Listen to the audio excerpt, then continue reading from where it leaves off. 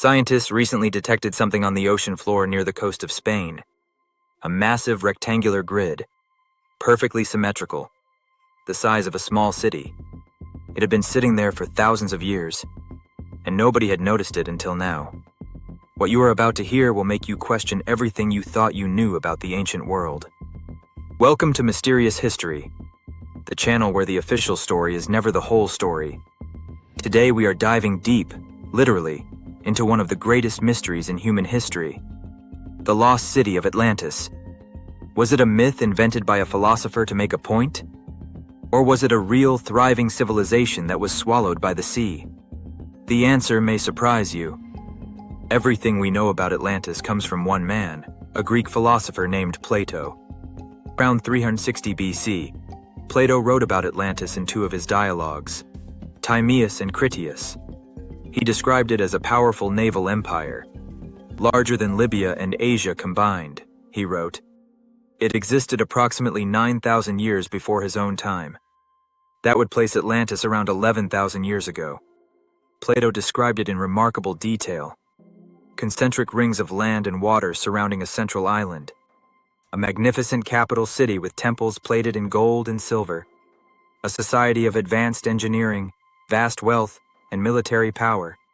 According to Plato, Atlantis attempted to conquer Athens and Egypt. It failed.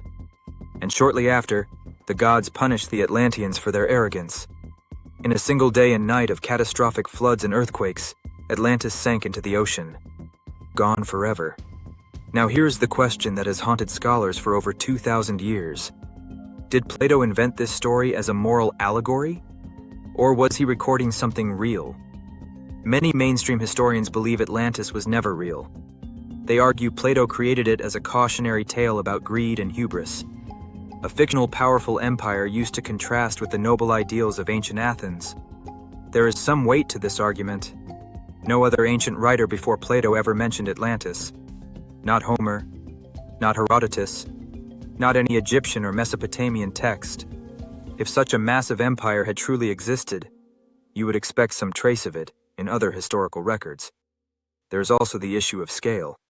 Plato describes a civilization 9,000 years before his time, but 9,000 years before 360 BC places us around 9,360 BC. That is the Stone Age. Humans at that time were hunter-gatherers with no cities, no metal, and no naval power.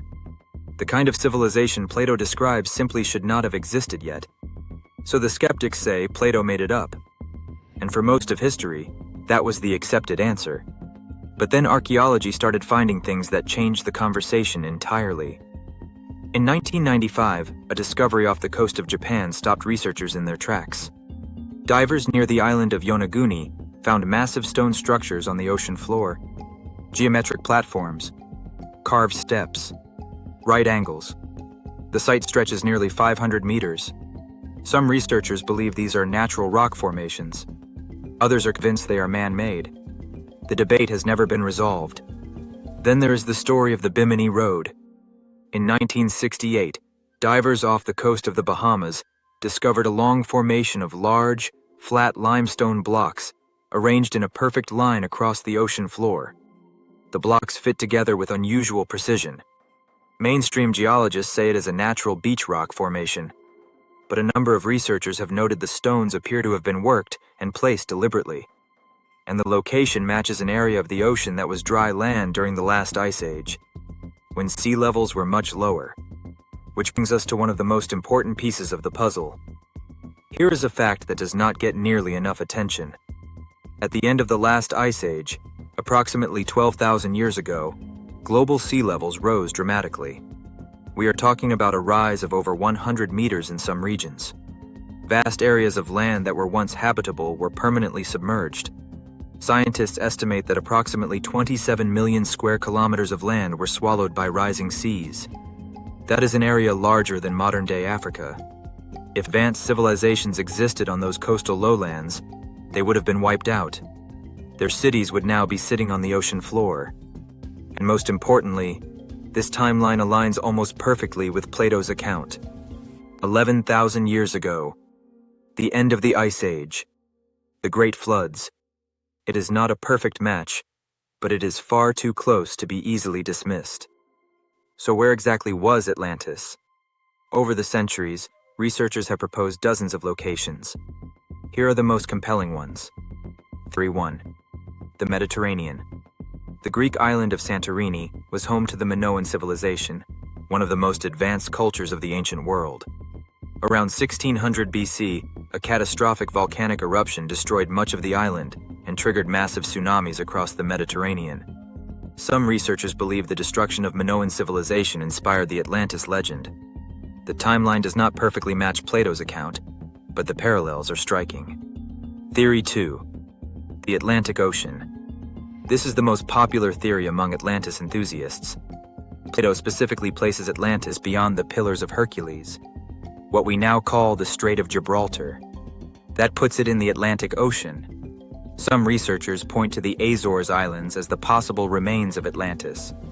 The Azores sit on the mid-Atlantic ridge, a massive underwater mountain chain. If parts of this ridge were once above sea level, they could have formed a substantial landmass. Theory 3. Antarctica. This one sounds extreme, but hear it out. Some researchers argue that Antarctica was once positioned differently on the Earth's surface before a process called crustal displacement shifted it to the South Pole. Ancient maps, including the famous Piri Reis map from 1513, appear to show Antarctica's coastline before it was covered in ice. If true, a civilization could have existed there during a warmer period. Theory 4. The region near Spain. This brings us back to where we started. In 2011, a team of researchers led by American archaeologist Richard Freund used satellite imagery and ground-penetrating radar to survey a marshy region in southern Spain called Doñana. What they found caused a global sensation. Beneath the marsh, they detected the remains of what appeared to be a massive ancient city.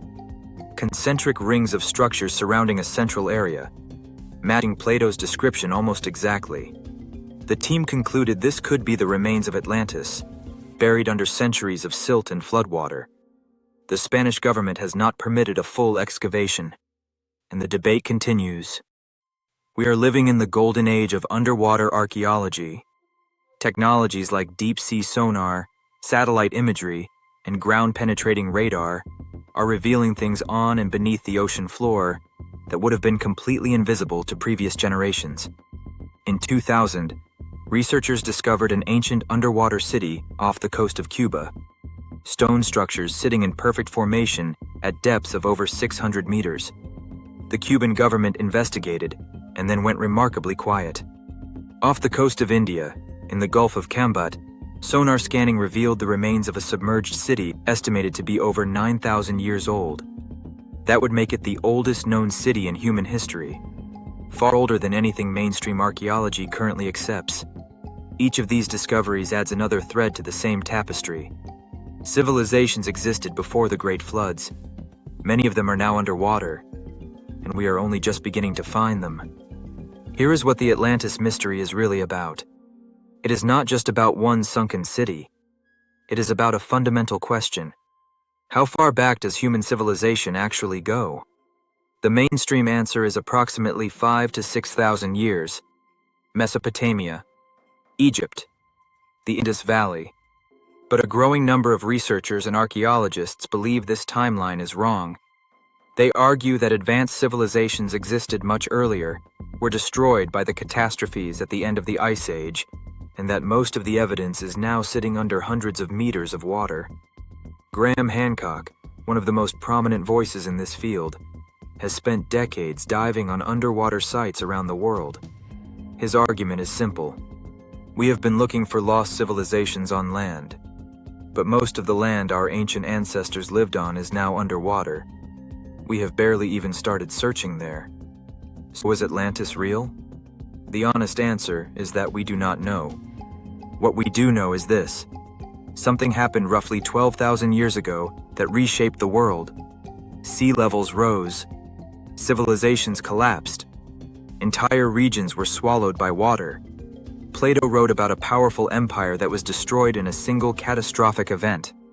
And beneath our oceans right now, there are structures that we cannot fully explain. Whether Atlantis was exactly as Plato described, or something far more complex, the evidence is mounting that our ancient past is far richer and far stranger than the history books tell us.